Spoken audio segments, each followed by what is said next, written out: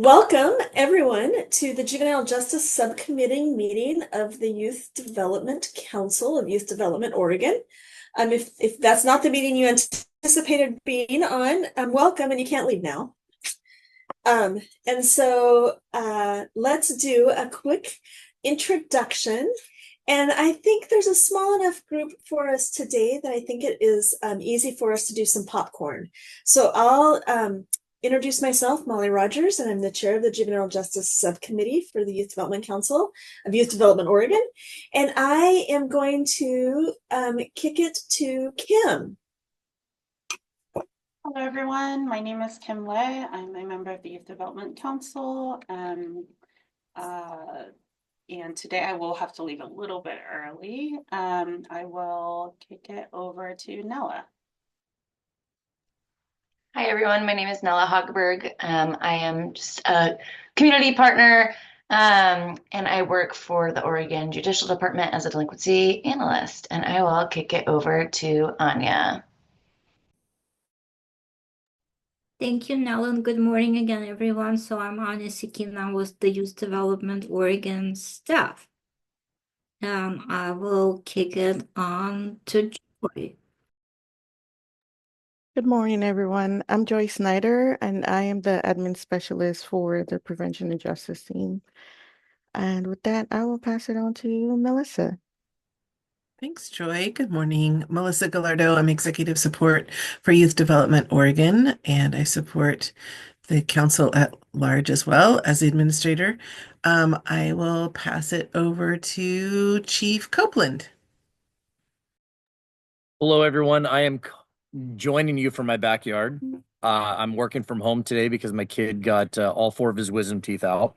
But I'm the chief of police at Kaiser Police Department, been here for 23 years and just happy to be here today. Great. Did you video him, your youth, when they got done? I did not. My daughter's like, you need to make sure you video him because he's going to be super goofy. I just felt so bad for him. He had blood coming out of his mouth and drool and all sorts of weird stuff. So I did not video him to save a little bit of grace. Oh, what a great dad. That's positive youth development right there. Do you want to kick it over to somebody? Before you do, could I just make a comment? I did not videotape it, but I distinctly remember my youngest son getting all his 4 teeth out. Yeah. And I felt so badly for him, all this blood. And, but I walked into his room, and there he was, like all covered in bandages and bleeding and stuff, playing happily. Oh, on the video game. Games. Yeah. Well, he's knocked out. He's currently sleeping on the couch. So I'm like, I'll go outside to make sure you're quiet. It's all I'm just saying, if he will be okay. Yeah. And he brought home all 4 of his teeth. Is that weird? I'm like, I think he wants money. I don't know. I think it's a hint The tooth fairy's coming. You know, how much are the wisdom teeth? It's gross. It's actually super disgusting. I'll kick it to Lawrence. Thank you, Chief. Great story, by the way. Lawrence White, Youth Development Oregon staff member, Racial and Ethnic Disparity Coordinator. Thank you for having me. It's a pleasure to be here, and I will pass it to Annette. Hi, Annette Magic-Odemy, co-chair, System of Care Advisory Council, representing families and those impacted by juvenile justice, and I will send it to Shauna. Hello, everyone. Shauna West. I am the grant writer for the Boys and Girls Club of Salem, Marion, and Polk counties. I'm fairly new here, so I'm learning all the things, and that's the primary purpose of why I'm attending today.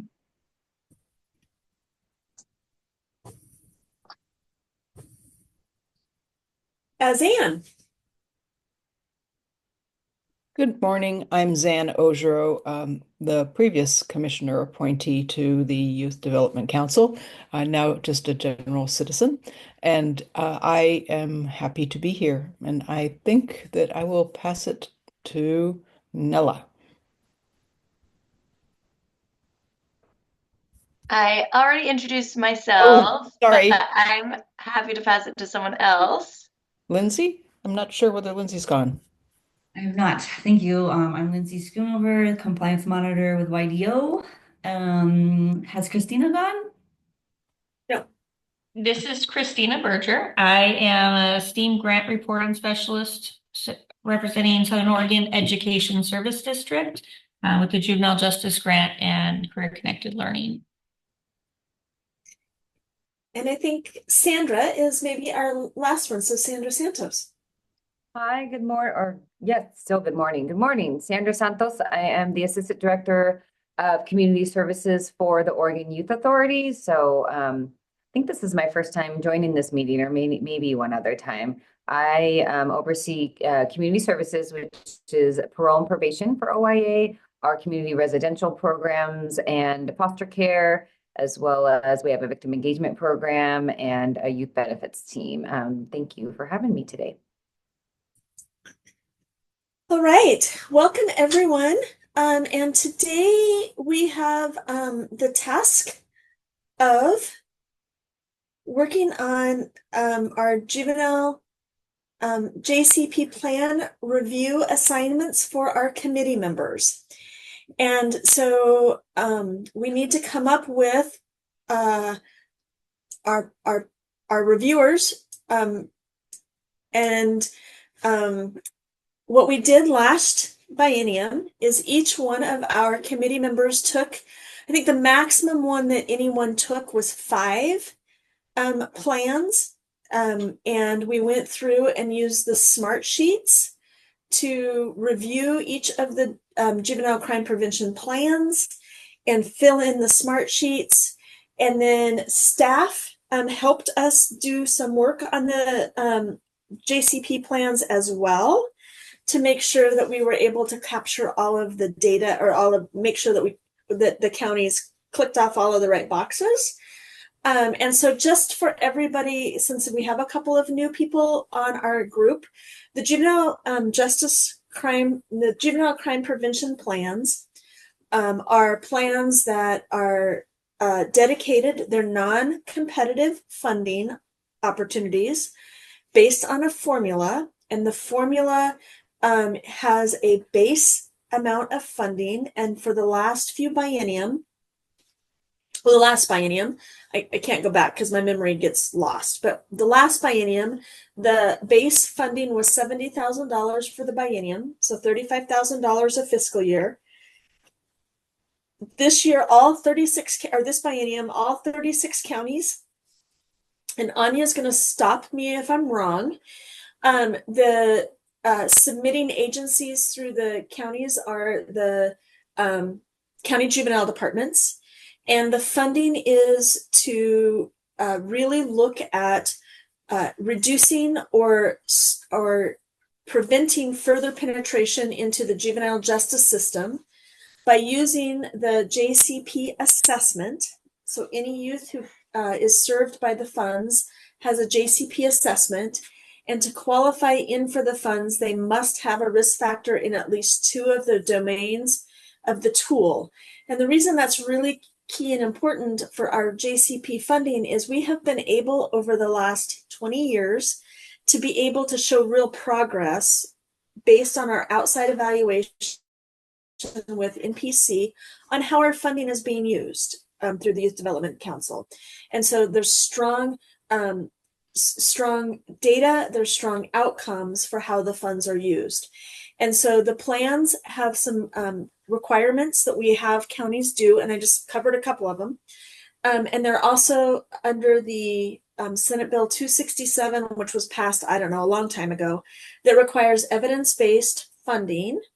And JCP, with the work of this committee over the years, has really identified how best practices and informed practices and tribal best practices can all be used. And so our group has really focused on both cultural best practices as well as integrating evidence informed into the work, specifically for our rural communities that can't buy MRT or MST or FFT, but they still use the appropriate practices. So there's really invested in that. And then Anya, am I missing anything? No, you're not missing anything. You're doing really well. Okay. So then there's a process that we request that the counties go through to do that, which includes collaboration with community partners, as well as by statutory. So everything I'm talking about is really based in statutes. So with the local public safety coordinating councils and the local governing bodies out of each of the counties. So it really is meant to be a collaboration. Again, it's not very much money and so it really, the only way it works is if we collaborate and braid, blend, and work together, and that's what the dollars are meant to do. So there has to be an acknowledgement of the partnership and a sign off from the governing bodies. And so I believe that almost all of the plans have been submitted. Is that correct, Anya? There are a few exceptions. Mm-hmm. Counties were given an extension due to several reasons, but the majority of plans are here. So I wonder how we should do it. Joy, is there a way that you could make me the sharing person? Not that I usually am. Because instead of like telling you which way to go, if possible, I would like to walk you to a degree through just what goes into the smart sheet, but I will not even attempt to show you how to use it, because that I would ask Joy and Lawrence to show you, but I just want you to see what's in there and what we're looking for. Yeah, Anya, I think you're the co-host, so I think you should be able to share your screen, but I'm just gonna stop sharing so you can. Okay. I hope it's the right one. Can you see the plans? Not yet. Not yet. What do I need to do for you to see? You got it. You got it. See it. Now I got it. Mhm. Yeah, you're This is a very dangerous thing that I'm doing. so that's the coalition. Now we see your coalition. That's for later. Yeah. Okay. Then I'm not doing it right. Sorry. Share. Okay. Oh, it's a screen 3 now. Can you see the plans? Nope. No, we could see the plans before. And yeah, if you're able to like exit out of where you are now, it might show up. Okay, Julie, I'm sorry. Why don't you do the sharing? Sorry about this. This was a very failed attempt. And I'll just ask you to move the cursor. I'm just gonna stop it. See, after this full embarrassment, I will not attempt to do it again. I promise. Perfectly fine. And yeah, can you all see my screen? Yes. Okay. Yeah, again, my apologies. But see, nobody's perfect. Certainly not I. So, Zen, do you mind if we pick on Benton County? You can pick on Benton County. Okay, thank you. I should not have anything to do with Benton County, though. Well, you live there. Yeah, but not review-wise. I think Good. better not to. Of course. No, I just wanted to give an example of what's in the plan. So 36 counties are expected to submit 36 plans. So far, I think we have a little over 30. There are still a few that are pending.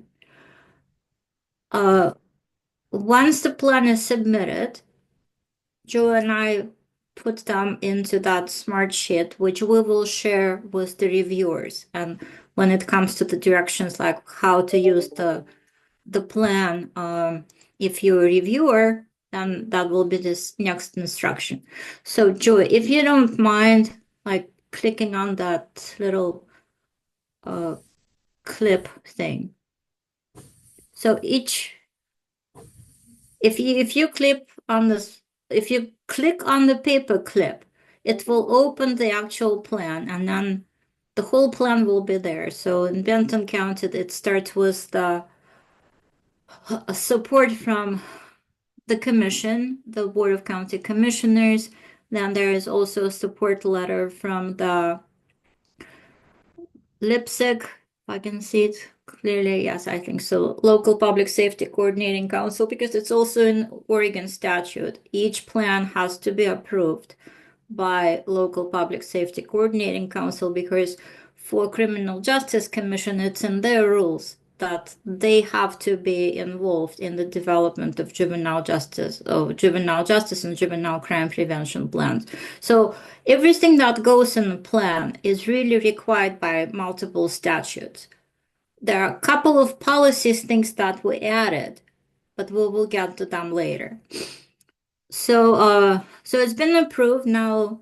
It's a pretty cover that Sandra was stole from OYA.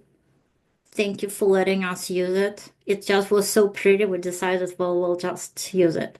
So on the first page, there are guidelines. So every plan writer had to follow the guidelines that are placed. Here again, it's all based on statute, so it's not something that we invented. And then the required elements of the plan. So each county would have answered the questions. Some people do it in a very, how do I put it? Some people use a lot of words, others are very, like, to the point. Both are fine. This is not a competition in creative writing. There is no scoring.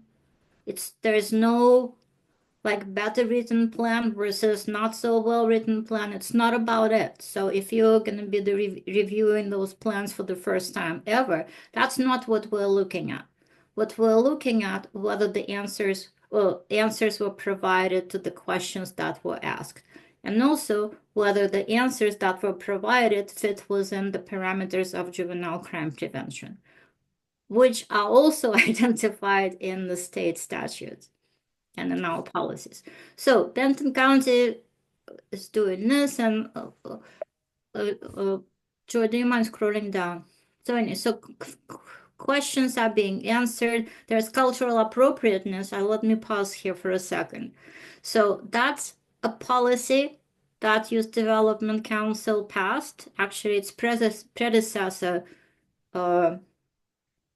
JCPAC, Juvenile Crime Prevention Advisory Committee, passed earlier on, and YDC followed. So it's not a new requirement. We've also been requiring our grantees to show how services that they propose to fund with JCP prevention funding will meet the cultural appropriateness requirements. So basically that they will serve their population according to the needs of the population composition.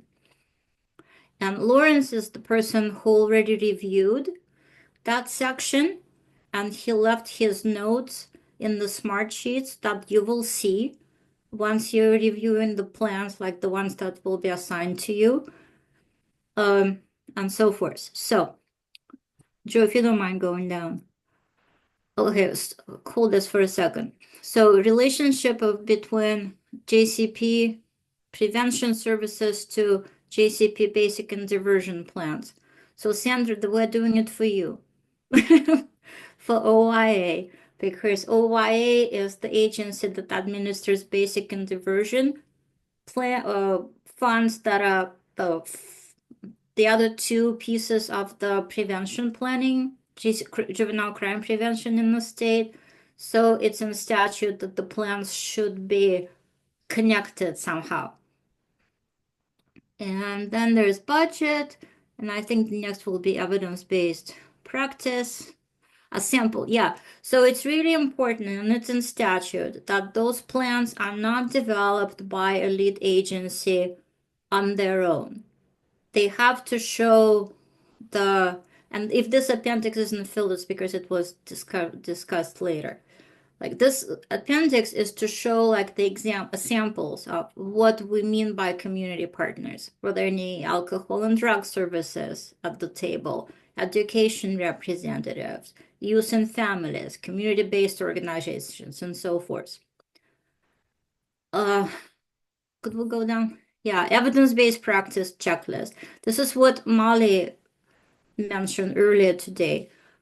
Youth Development Oregon is under mandate to expend no less than 45% of our JCP funds for practices that are considered or certified as evidence-based. Years ago, still it was JCPAC, Juvenile Crime Prevention Advisory Committee, worked with a group of researchers and scientists to develop our own checklist, what it is that will constitute an evidence-based practice. So the difference for us as an agency that we do not require like a program that you buy and you perform and you measure the fidelity to it, because frankly, A, it's not physically possible, B, it's not financially possible, and 3, it really doesn't work that way. Because I could talk about hours for that, but we don't need to. So this is how we measure whether the program that is proposed meets the evidence-based practice requirements. And it just goes through the description of the program, target population, and so forth. And all those, like what research goes into this theory. So that allows us to support developing programs, promising programs, something that was created, what we call practice-based evidence, like something that's been working in the community for a long time. And they have some evidence to support that. And our evidence that we can offer is the work that NPC Research has been doing with us by evaluating every single program for now, what, Molly, 20 years? So anyway, so those are required elements of the plan. And I think, Joy, we can, the budget, I think there's budget there too. So with the budget, since we don't know how much money the legislature will allocate at the end of the session, we're asking people to use whatever current biennial allocation is. So for minimum grant counties and tribes, it would be $70,000 for 2 years, just as Molly said.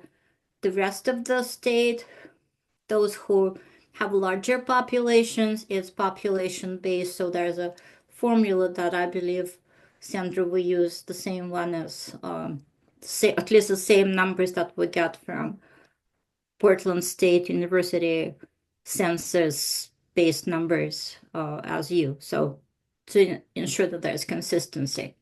So the budget is basically showing to you, so don't worry about the numbers, it's like what the money would be used for. Okay?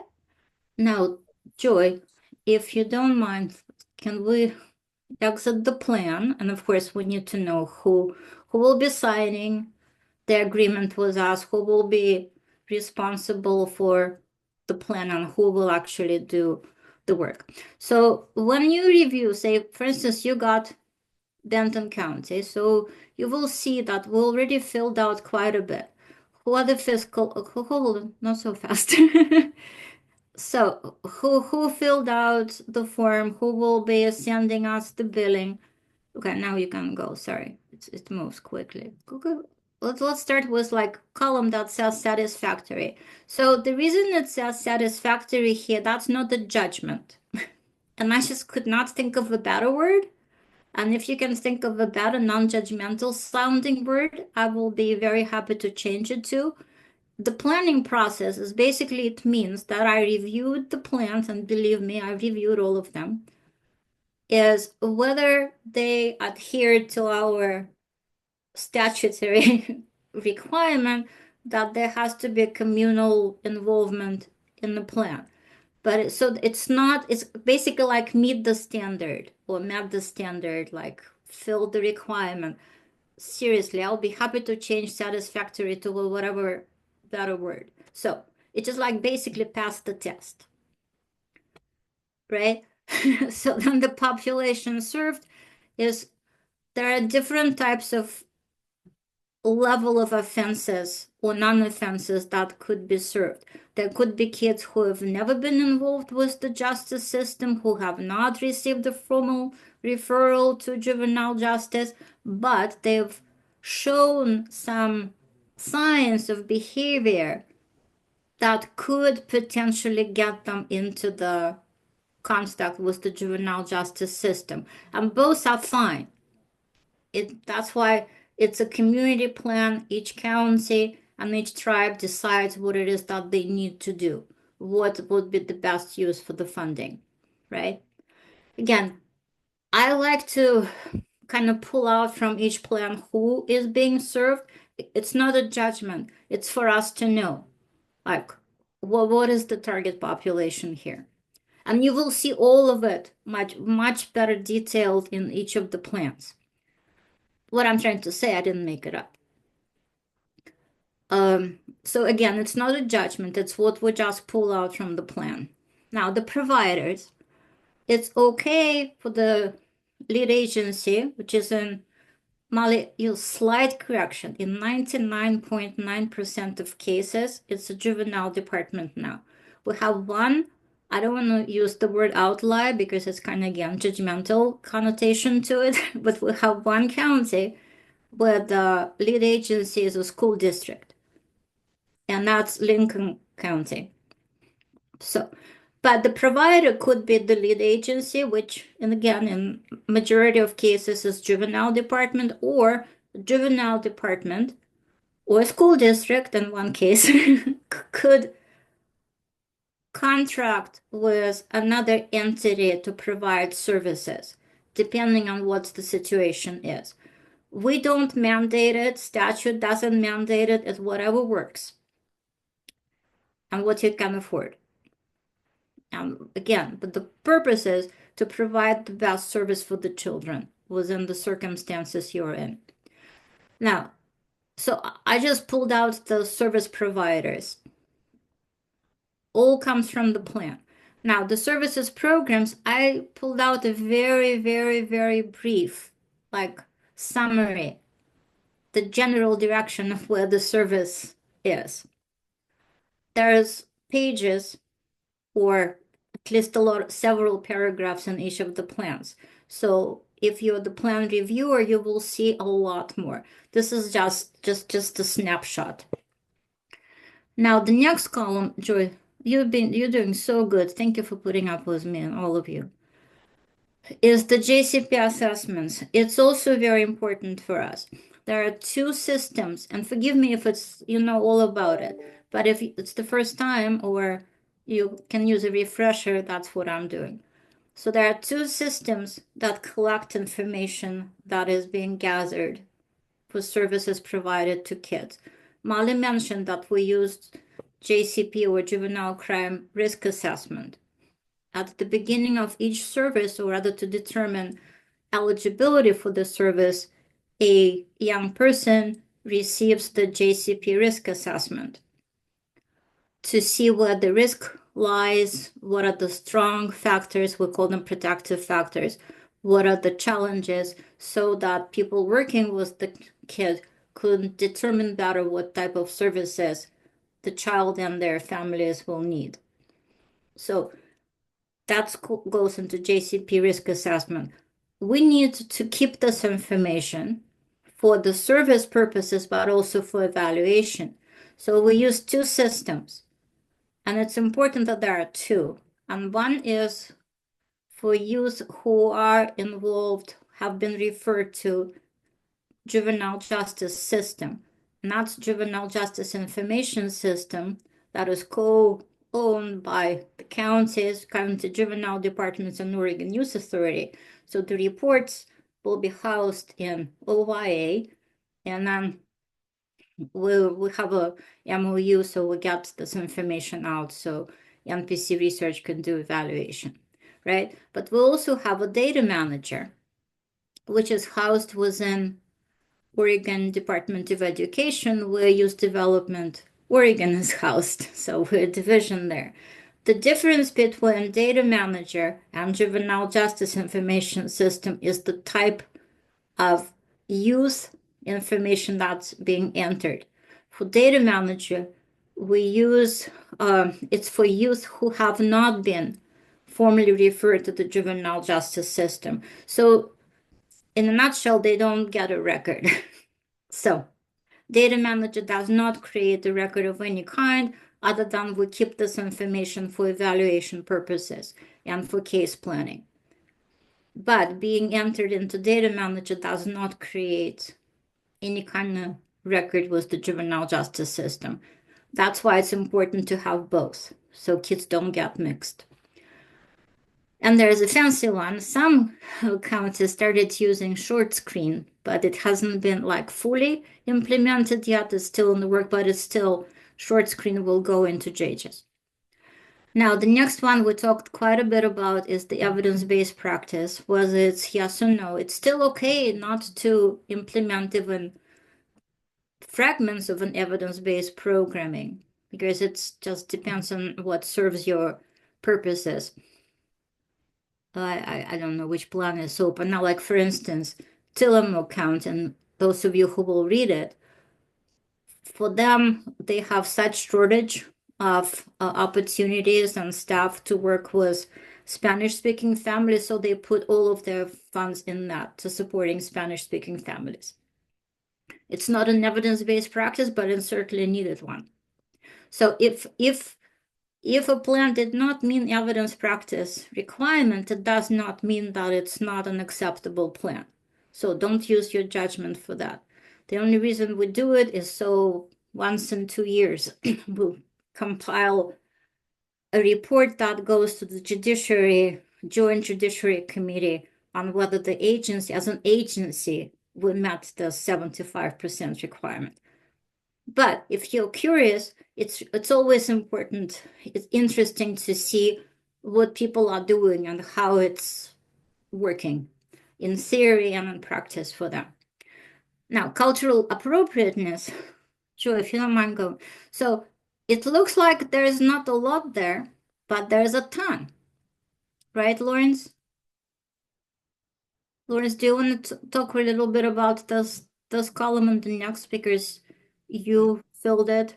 Yes. So cultural appropriateness. Thank you, Anya. So in here, because there's so much information, if you double click it, it'll open up and a huge. There's a lot. That's the information. So there's a lot of information to read, and basically it comes from what they're doing to address the cultural appropriateness in their program, what efforts they're making, and so forth and so on. That information can be looked at or verified through the actual plan that they submitted.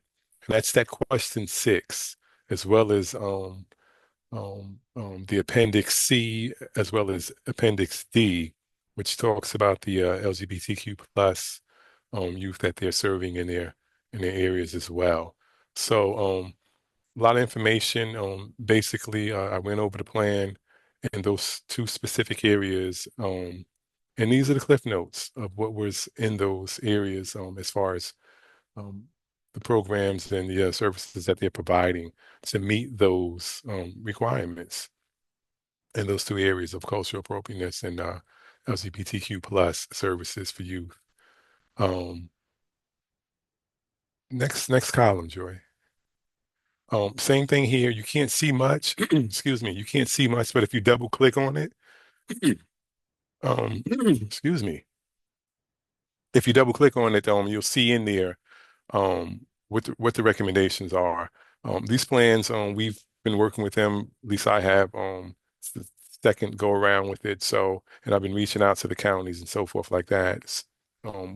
They have an understanding of what we're looking for, as well as implementing things that actually work within their counties and in their departments to service the needs of that community as well as those youth.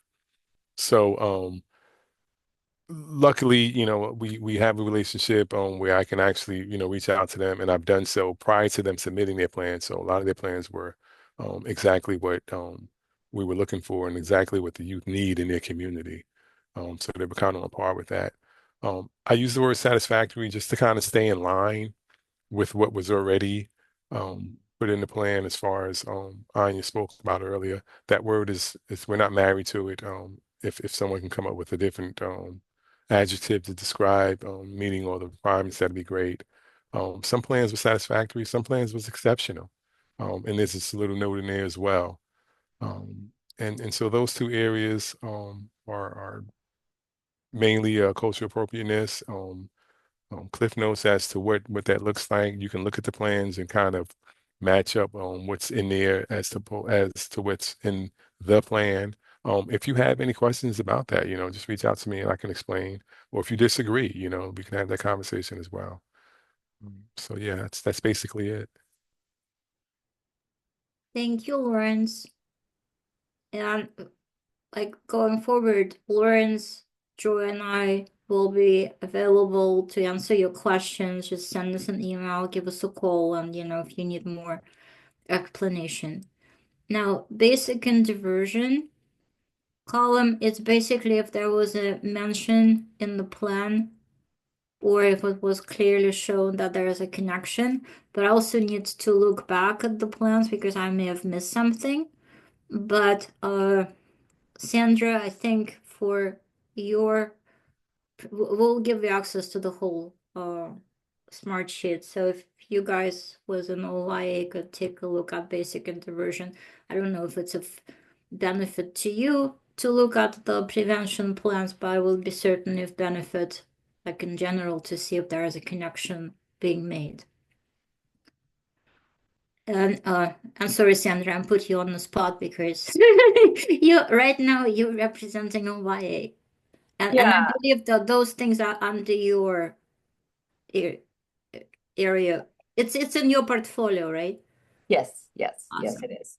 Are you, but I wasn't certain that you were asking a question or if you were just making a statement. If you're asking, what is there benefit to us reviewing these to kind of compare and contrast the basic and diversion? Possibly. I mean, I wasn't certain what you. I don't think that's the intent from the counties. No, Anya. it's just it's something not for your interest, whether to see what other funds or services go into the continuum. See, we have to have this question because prevention planning, it's in statute. There should be a correlation between basic and diversion. Yeah, there's a statutory piece, and in the basic and diversion planning for OYA, the question is also there. So Right. So anyway, but that we're just like this is why it's here. And again, some plans have a pretty lengthy and detailed explanations, others just say that it's considered. So again, there's no judgment in here. If it was mentioned, it's a yes. If it wasn't quite clear, then it's left blank. Anyway, budget, we're not looking at budget right now, as I said, because we don't know how much basically it will be there. But it's important just to have a general idea of what might be funded. So the next one is LPSC approval. LPSC stands for Local Public Safety Coordinating Council. It usually comes in the form of a letter that would be attached to the plan. Sometimes it's within the plan. Sometimes people include minutes from LPSC meeting where the plan was reviewed and approved. Sometimes it's a letter, a formal letter that from the council. But so far, I haven't seen. Some may be pending though, because sometimes the LPSC may be meeting after the due date. So, but usually I've never seen in my few years any plan going against the LPSC sort of direction, or at least support. So now this is the fun part. This is where you come in. So the reviewer comments, and I think Joy and Lawrence figured out how to do it.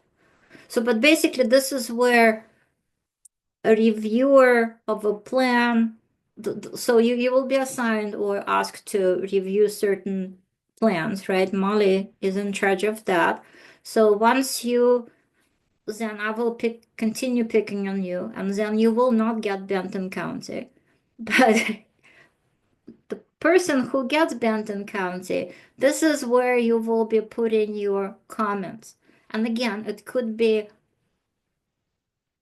depending on what your reaction is, you could, whatever you feel leaving as a in a comment. It could be excellent plan. It could be needs work here and there. But this is why it's important, is because there's a follow-up recommendation. So if there are some things that you've seen on the plan, you either have questions or it's just something that you cannot possibly support. This is where the follow-up column is for. So this is where you write that we need to take a look at this and that.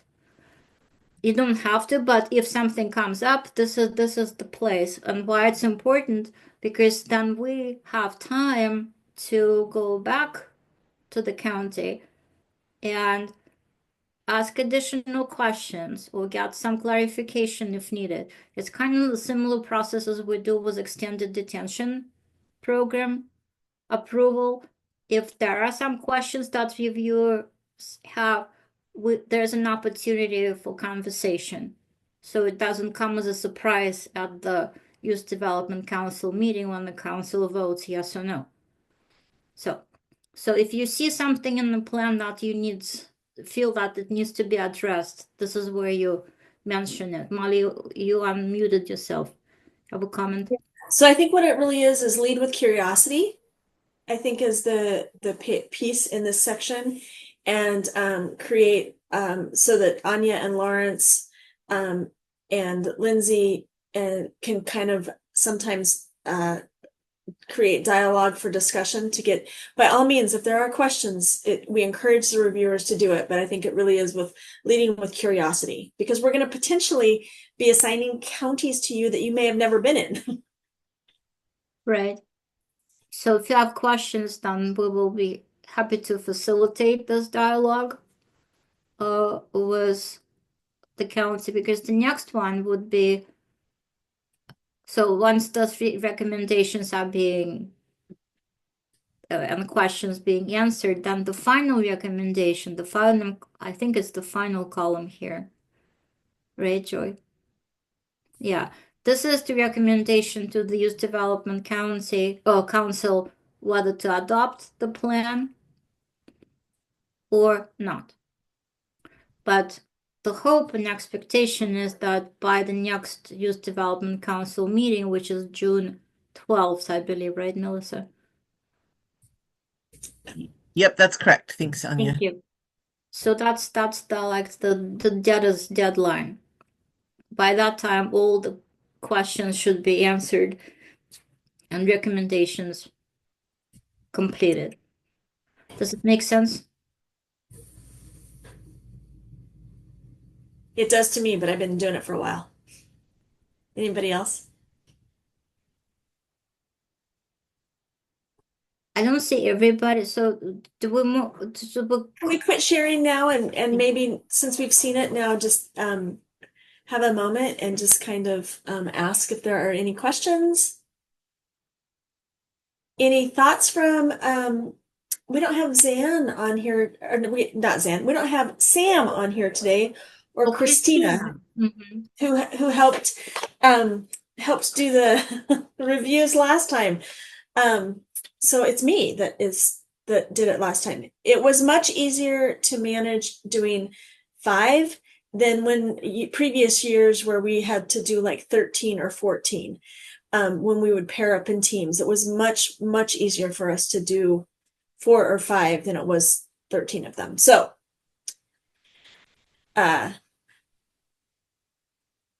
our committee members of the Juvenile Justice Committee, Anya, will you help me make sure that I include the right people in the selection? And I guess then my other piece will be, is there anybody that does not feel they want to do it?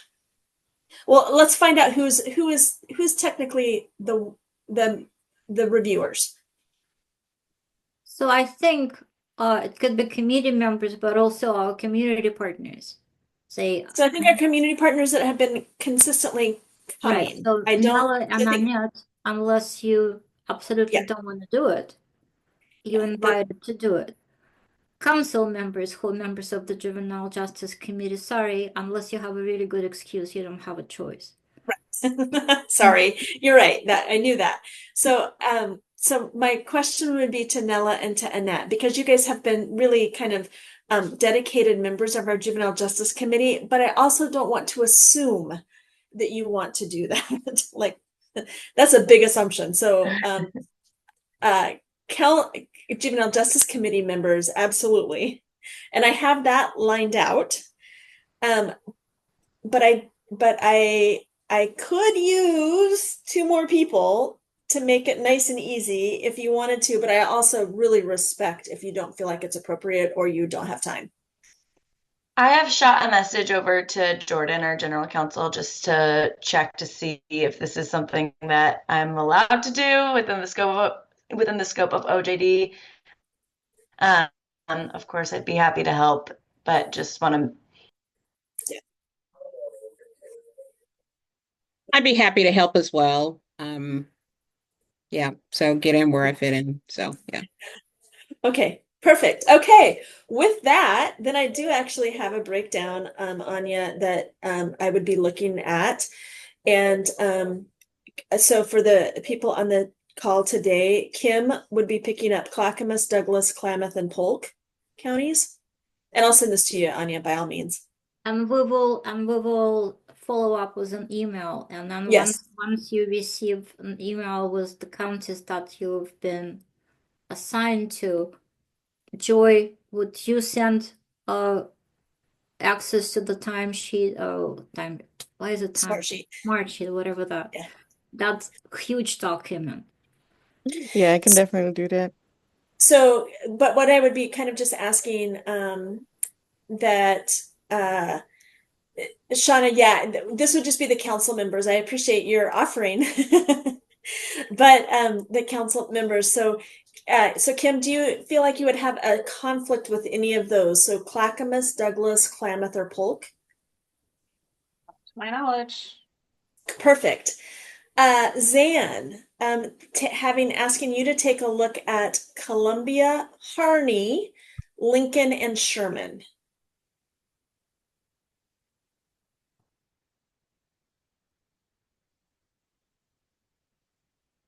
I don't think I have any conflicts. Perfect. Chief, it would be Crook, Hood River, Lynn, and Umatilla. Sounds great. I actually went to college with Erica, whatever, Fricky. So I was like, if I could do one county, that would be the one to work with. So, anyways. That's awesome. All right. Okay, perfect. Well, I must have known that somehow. You did. You're so good. Annette, it would be Coos, Jefferson, Malheur, and Union. Okay. Okay. And then Nella, if you are able to, we'll just, and we can hold the space for that, but it would be Curry, Jackson, Marion, and Wallowa.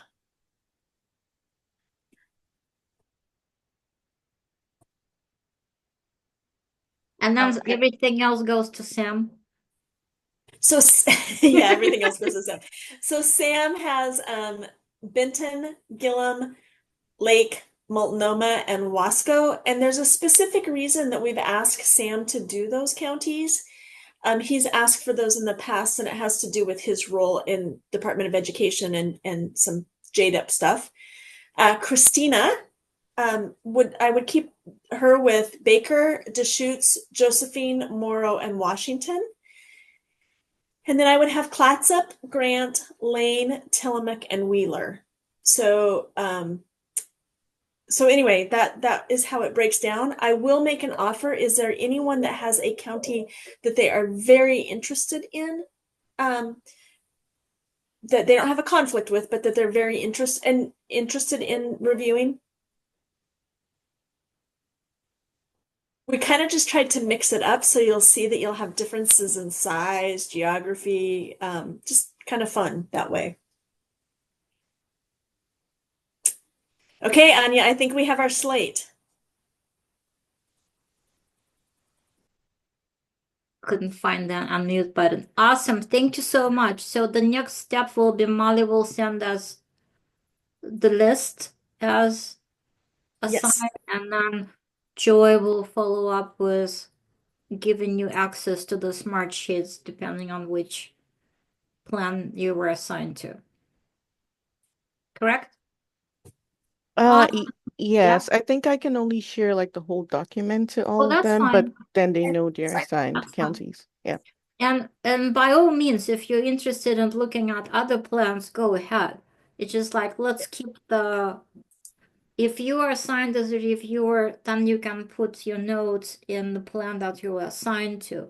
If you reviewed like a plan that was not in your file, but you have some strong comments that you would like to share, by all means, just, make your voices heard.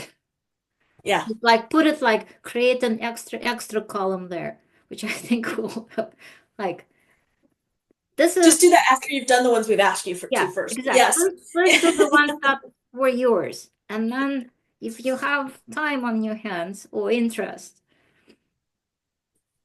Yes. Amazing. Oh my gosh, thank you. That will Thank you so much. And there's a really important reason about being able to do this ahead of time and approving them in June, because there might be the opportunity to do extensions to our current contracts, which makes it so much easier for Anya and the team, rather than having to go all the way back through procurement through a very onerous process with new agreements. So if we're able to, it's kind of exciting to be able to have that quicker continuity. We'll still deal with the procurement, of course, but probably less stressful than entering into completely new agreements. Correct. Yeah. No, they're able to, yes, this still goes through all the legal processes, but it's a much quicker process and less onerous for both YDO staff as well as the counties. So awesome. Okay. OJDDA annual conference. So, Joy, if you don't mind, could you so basically before Joy finds the letter, let's start with the save the date. Okay, so for those of you who are not aware of it, the Oregon Juvenile Department Directors Association, which Molly is a member of, and Christina McManus, and Molly is are you just recent president, or was it? I am a past president. Yes, I'm the immediate past president. Molly is the past president, which means that she was the president just 2 years ago. Yes. Is the president of the association, and that Matt, I always forget his last name. Then it's your Matt, Benton County. Weatherall. He will be the next president of the association. But anyway, so it's all connected to us somehow.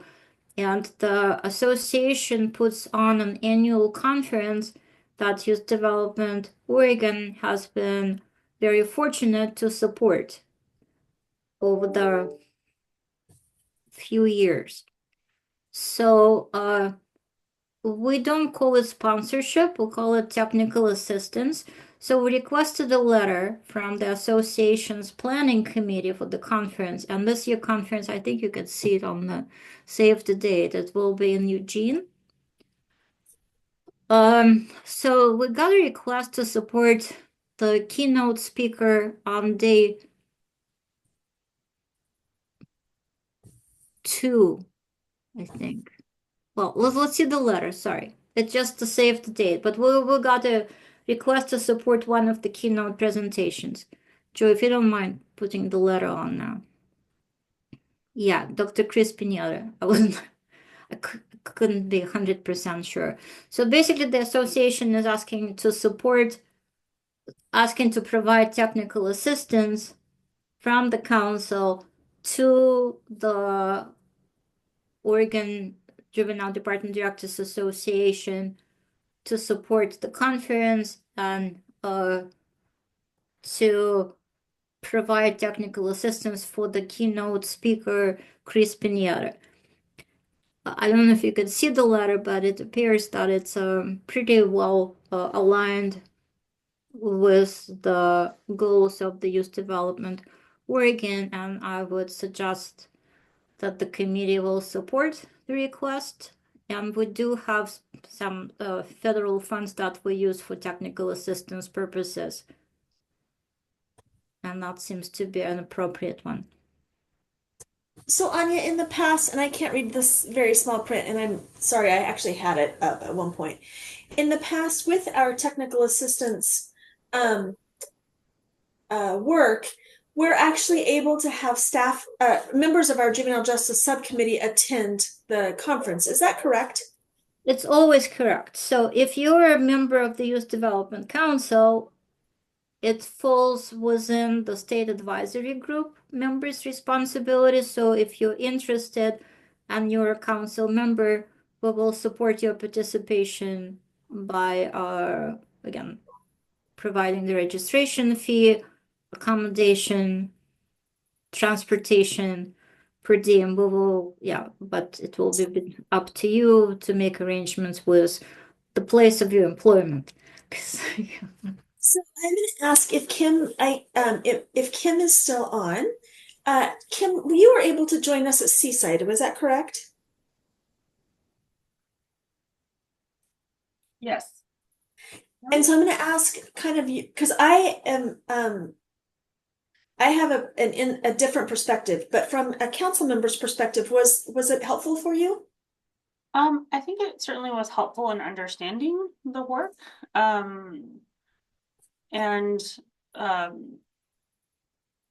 knowing some of the different organizations and what they do, I think for me, the most kind of eye-opening aspect of it wasn't necessarily the sessions, even though those were very helpful. It was the opportunity to meet other people doing this type of work and understanding all the different programs that are available throughout the state to support juvenile justice work. Okay. Others?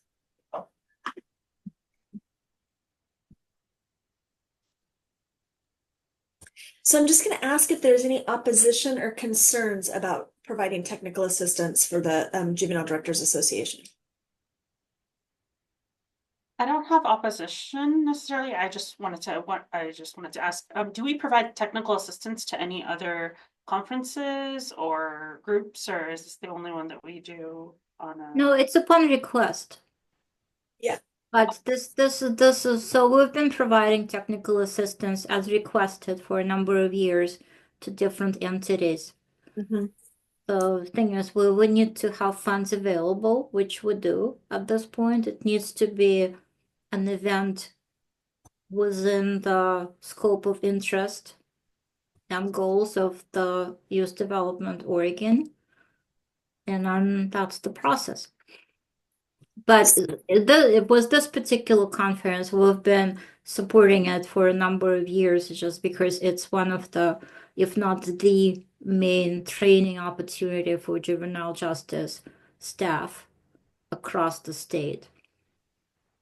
And Kim, your question is really a great one. A couple different times over the history, we've either actually helped provide the technical assistance from ourselves.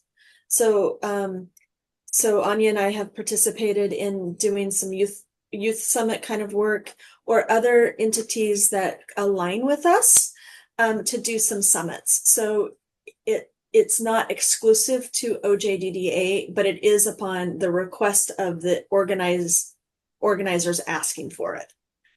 Thank you. Yeah, that's a great question. And yes. Yes, so if you know if anybody who needs technical assistance of this kind, please, let me know. We can follow the formal process. And as we do our 3-year plans and as we do our alignment, we think about that opportunities. So, Yeah, okay, Anya, I think we have consensus. Awesome. Thank you so much. And council members, if it's not a urgency right now, but think about it, what your plans are in September. And if you're interested, it's in Eugene, so hopefully it's not too much of a travel or challenge otherwise. Just let us know. And once the agenda is completed, we'll share that as well. But I have something that's not on the agenda because it just came up. Is that okay if I share it? Sure. So I will not attempt to share my screen anymore. I'm gonna put a link. Well, shouldn't say things before I do them. Let me try doing something. How's that? And then I'll tell you what failed. Okay, I put a link. Could you try opening it and see what happens? I promise you it's from a reputable place. It's from Coalition of Juvenile Justice. Can you open it? Oh, awesome. Yes, that's what I was trying to show. So there's an opportunity, and this one is for state advisory group members, which are council members and certainly the members of the Juvenile Justice Committee, is to join a state advisory group leaders learning lab, which is offered now by the Coalition for Juvenile Justice. That's the same entity that we're going, well, several of us are going to the national conference in the end of May. It is sponsored still by the Office of Juvenile Justice and Delinquency Prevention. So they should be, the messaging will be aligned. They made sure that we emphasize that at the meeting yesterday. So it provides a networking opportunity, some professional development if the juvenile justice area is not something that you're super familiar with, and so forth. So it seems like it's limited to 5 applicants per state. If you click on this online form, they promise that the hardest question is, why do you want to do it? So, Anya, would you be willing to send this out to our group in an email? Yeah, absolutely. I will be happy to, but I just wanted to make sure that no, I think it's great. So they understand. So if there is an interest in, yeah, we will send it to everyone. I think the easiest way will probably be Joy, to add it to the committee meeting invite. Yeah, I can add it to the invite and then just send it out right after this. But consider it. I don't think it's in person. I think it will online, just a few meetings, and it will give you a better understanding of what both the opportunities and responsibilities of a member of a state advisory group are. And it could be really, really So I would like to Joy and Anya, I'd love to send it out to all of the YDC members. Absolutely. Since the YDC is actually the official SAG and we're a subcommittee of that. I would love to send it out to the full council. Listen, I cannot see everyone. Melissa, are you here still? Because because I don't see it doesn't mean that I'm here, and I think that's a great idea to send it to the full Would council. you mind if I send it to you with asking you that you would share it with the whole council? Because I think it would be it's a good learning opportunity. Years ago, we used to get technical assistance from OJDDA in the form of training. They would come to the state and they would train the state advisory group members in person. It was a day or two. So now it's a little bit different format, but I think it's still an important one. I think that's I agree. I agree. And I know that definitely at the council meetings, people have questions. And I think this would be a great way to kind of engage that. So yeah, this is a fun tool. I participate in a SAG chair meeting once a month for all across the United States. And and while ours is not called a SAG, the same way as many states are, ours is we're often doing a lot, and it's kind of exciting. So I think this would be a good training opportunity for us. I think so, and I think just for those of you who are newer, the difference, well, the key difference and just very basic difference between State Advisory Group and Youth Development Council is that State Advisory Group responsibilities are narrower than the Youth Development Council. So it's a part of a larger sort of scale of work. In most states, it's just the State Advisory Group, and I don't want to use the word limited. I keep using judgmental words today, and I'm really sorry because that's not what I mean. So it's a narrow focus, but our council is wider, but still the role of the State Advisory Group is no less important than other responsibilities of the council. It's a blessing and a curse all together. So it's judgment, and it really is. It's very exciting sometimes to be able to connect. So, for example, the juvenile crime prevention plans that we just assigned and have part of our portfolio, many states don't have anything like that. And so this partnership between the counties and the states together is super unique for Oregon and really powerful. And so when we go back to like CJJ and the federal work, it has some kind of unique requirements attached to it. So it's just kind of fun. And this would be potentially a fun opportunity to learn more. So thank you, Anya. Well, of course. And sorry, it just came to me yesterday, so that's why it was not included on the agenda. I think I don't remember. Joy, do we have anything else on the agenda? I just want to do a Yes, quick we do. update. Okay. For the detention guidelines is our last piece on the agenda.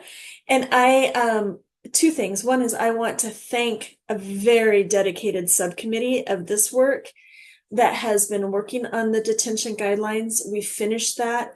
A second huge thank you to Joy for all of the work of capturing the many changes and gathering that together. We as a work group concluded our work. And so we do not have a meeting this month. We will have a meeting in May that will be to do the kind of final draft and eyes on. And we will be moving to next month at our meeting for the Juvenile Justice Subcommittee. We will be reviewing it for recommendations to go to the Youth Development Council in June. And again, the collaboration has just been really fun.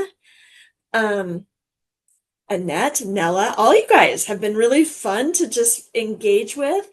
And I think it's a really nice product. And so we'll have it for next meeting to look at. And that will be, our next meeting will be really kind of structured because we'll have two kind of critical things moving on.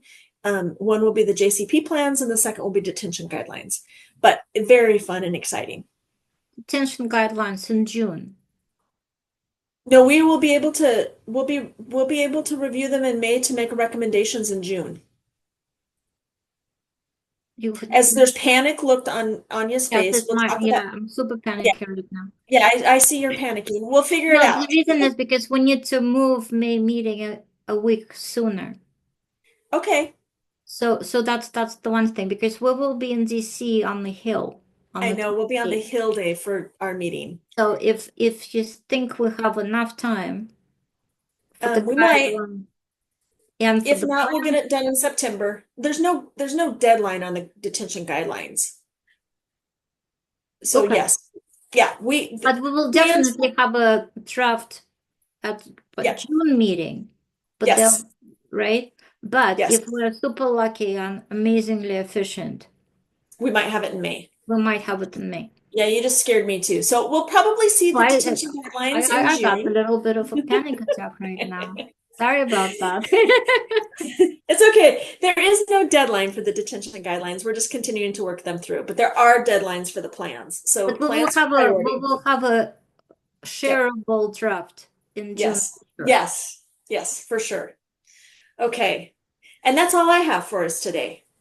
So just please mark your calendars that the next meeting is going to be, what does it say on the agenda? It is May 20th. May 20th. Yes. It's May. I think it's May 21st. Molly. It's May 21st. Yeah. Ooh, okay. It's May 21st. Is it still going to work? I'm going to make it work. Okay. I'll be zooming in